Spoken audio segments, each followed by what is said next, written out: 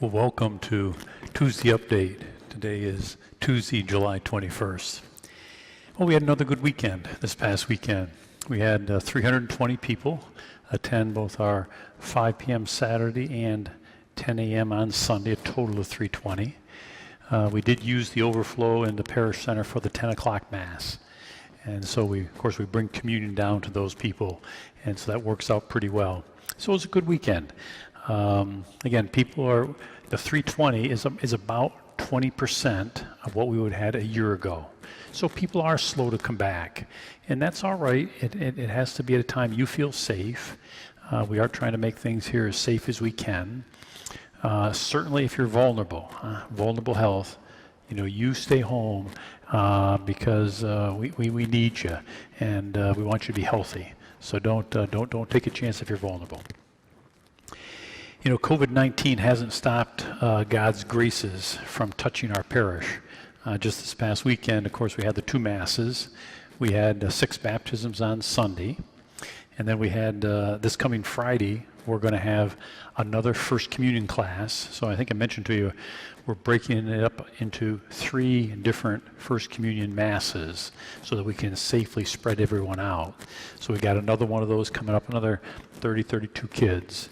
We'll do that this Friday, so that's nice. And then I think we've got, 6 weddings coming up next month. So God's graces are very, very present to us here at St. Pius, even in the midst of the COVID. Hey, speaking of sacraments, if you or your family or somebody you know has missed out on receiving some sacraments, just give us a call.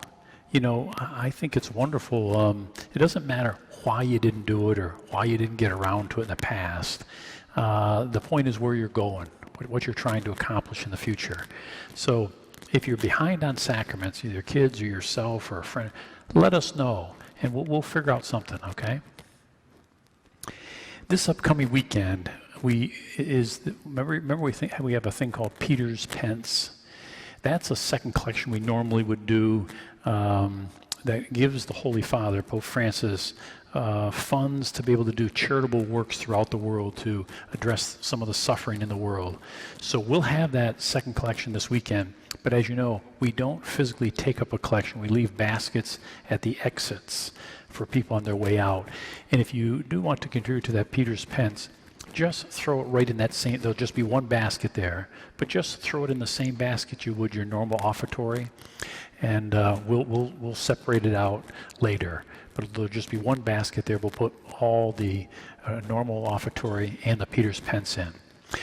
And it does give me an opportunity to thank you. Again, I sometimes don't think I thank you enough for what you're doing for this parish and for me in terms of keeping us going financially. Thank you very, very much for your support. School update.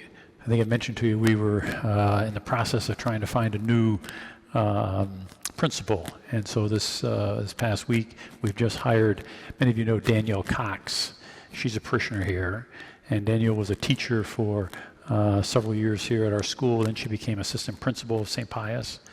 And then she went over to St. Jude's in Wine and Skill for 4 years as the principal over there. But she's going to be returning here to us. So I'm very, very pleased that Danielle's going to be coming back. She's very, very talented. I think she's going to be a great leader in our school. And you may have read last week, New York State kind of gave out the guidelines of what you have to do to open up your school. And we've been on top of this thing. We've had a task force kind of taking a look at this whole thing to come up with a game plan of how we're going to open in September with different variables. And so I think we're totally on top of it, and we're going to be in good shape come the first part of September. No matter what the governor asks for, we'll be able to deal with that.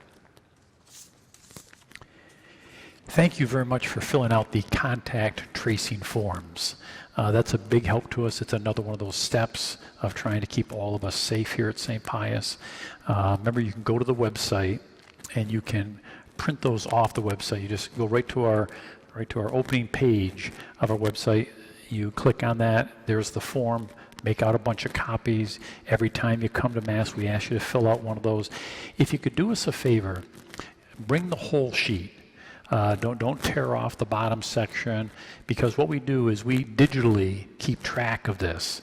And it's a lot easier for us to enter into that digital information if we've got the whole sheet versus half the sheet. Okay? So we appreciate if you can help us out with that. And then just a couple of quick reminders. I think we're doing a really good job on our safety here in the church. That's top priority for us, is keeping people safe. So we want to have we want to have the masks on during Mass at all the times, except for when we're receiving communion. If you could wait, when you come in, wait to be seated by the ambassadors, and then kind of follow where they need you to go. So in other words, we talked about you're not going to be able to be seated in the same seat you're normally used to, but thanks for your flexibility on that. If we can just follow the ambassadors, that's the safest way for us to do it, okay? And then if you want to sit together as a family, please wait outside till all your families together and then come in at once. It's a lot easier for our ambassadors and safer in terms of our distance of seating in a pew if the family all comes in together. I think it's very, very important that we continue to keep an eye out for people who may be getting discouraged with this COVID. It's been 4 months now, and I think some people can get depressed and really discouraged over this, and we need to, that's part of our community, right?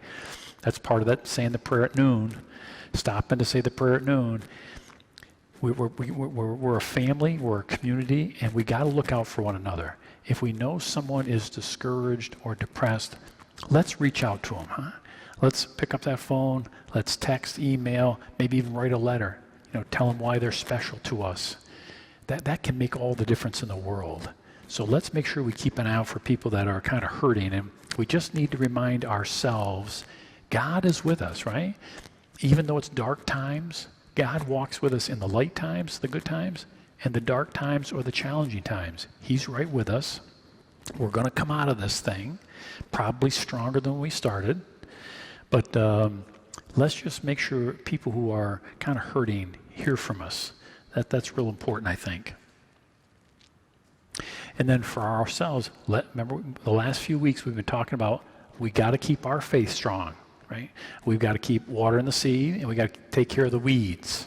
We spent a lot of time on weeds here the last couple of weeks, but we got to take care of our own seed of faith. And we talked about the way you do that is pray every day. That's our communication with God. Frequent reception of the sacraments. Love God, love neighbor, live the Beatitudes, live the commandments. That's how we continue to grow our own seed of faith and how we keep the weeds out of our faith. We have been asking remember we've been working on favorite saints, and that kind of came about last week when we saw, Blessed Saint Kittery Tekawitha. It was her feast day, and she's a local saint. So we kind of got this whole thing of asking people. Thank you. Many of you sent in your favorite saints, and we're going to be doing something this Thursday with Thursday's Constant Contact about favorite saints. So thanks for doing that. We asked a couple of our staff here, hey, who's your favorite saint and why? So here's what they said. So Lauren Numerick, she is our youth and young adult minister. She says this: one of my favorite almost saints is Blessed Pier Giorgio Frassati. Dying at the young age of 24, Frassati was an ordinary guy who lived a life of extraordinary holiness. Sharing his love for the Eucharist and our Blessed Mother, his passion for hobbies such as hiking, music, photography, and his desire to lead others closer to Jesus Christ. The life of Blessed Pier Giorgio Frassati reminds me that holiness is within our reach. And then we asked Kirsten Bernardo, Kirsten's our secretary, about her favorite saint.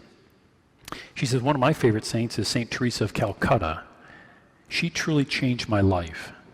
She was the first saint that I really recognized was working in my life and someone I could go to. She was there at the moment I encountered Jesus in the Eucharist for the first time. I wouldn't have encountered Jesus in the same way that I did if she wasn't there telling me that Jesus thirsts for me. He thirsts for all of us. So again, you'll be hearing on Thursday some of your favorite saints that people here in the parish forwarded to us. So this weekend, 5 o'clock Saturday, 10 o'clock Sunday. We've got the overflow in the parish center. Remember, just making out our contact tracing form, that's not a reservation, right? Still got to get here early if you want to see it here in the church. But we've got that overflow for the 5 and the 10. And so continue to stay safe, and God bless.